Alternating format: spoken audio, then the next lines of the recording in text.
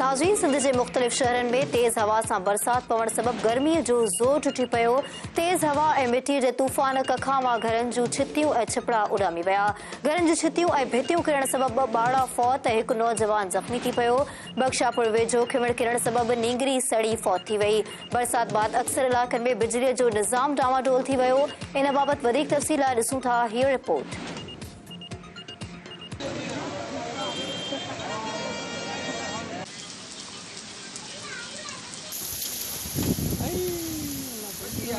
जैकाबाद शहर समेत मुख़्तलिफ़ इलाक़नि में तेज़ हवा सां गॾु बरसात बैदि मौसम खुशगवार थी वई ऐं गर्मी जो ज़ोर टुटी वियो। बरसात शुरू थींदे ई शहर के बिजली जी फराहमी मुअत्तल थी वई, जंहिं सबबि शहरी तकलीफ़ुनि खे मुंहुं ॾेई रहिया आहिनि। कंबर शदादकोट, गढ़ी खेरे, ठुल, दोदापुर, सिजावल जूणे जो ऐं ॿियनि शहरनि में तूफ़ानी बरसात सबबि कारोबार ठप थी वियो।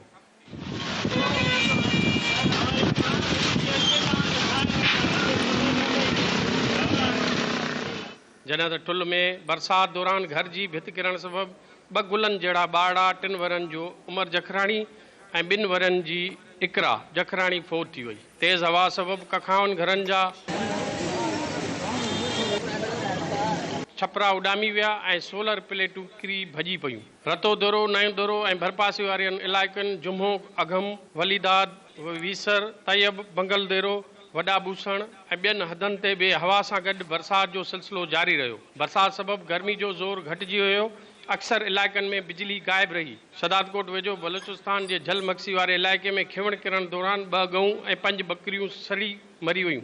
ॾखण जे नबी शाह, वगण, गुलाम शाह ऐं ॿियनि नंढनि वॾनि इलाइक़नि में मींहं जो सिलसिलो जारी रहियो। मींहं सबबि मौसम खुशगवार थी वई, जॾहिं त तेज़ हवा सबबि घरनि जूं छितियूं उॾामी वयूं, वण किरी पिया ऐं बिजली जो निज़ाम डावाडोल थी वियो। दादू ऐं भरपासी वारनि इलाइक़नि में बरसात बैदि गर्मी जो ज़ोर टुटी वियो। किथे तेज़ त किथे हल्की बरसात पई।